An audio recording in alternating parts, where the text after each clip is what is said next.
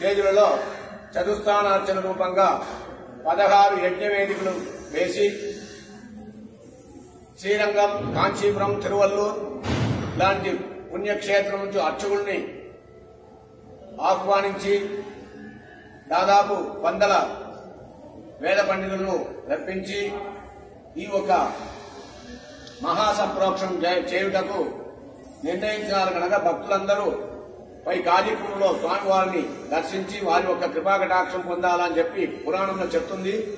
పురాణంలో ఏ ఒక నృసింహస్వామి వారిని ప్రతిష్ఠ చేసి